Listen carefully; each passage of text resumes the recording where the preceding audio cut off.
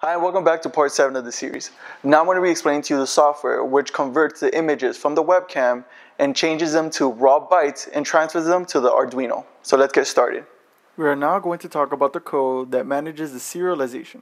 It retrieves the pictures that we modified with OpenCV, that we extracted from the webcam, and that will be sent in serial to the Arduino.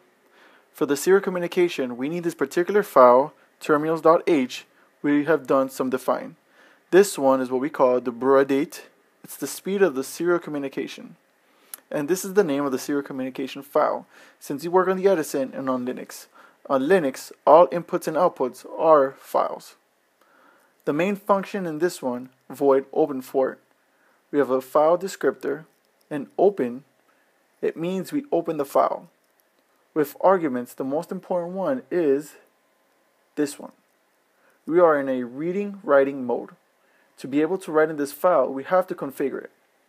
For that, we have a structure that we initialize with this function, tcGetAttribute.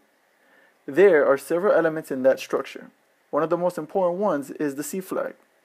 In it, you have two very important elements, the birth date and speed.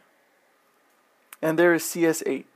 It is the number of bits sent for each character. Once we have done this to our serial communication, it is up and ready to read and write data.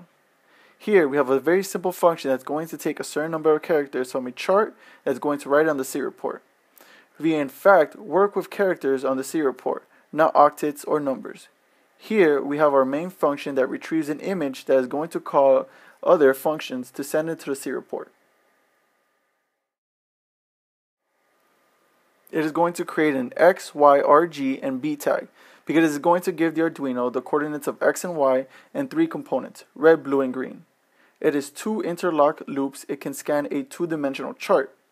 We retrieve the components of the picture, we insert them in the chart, and we send this chart array to the serial port.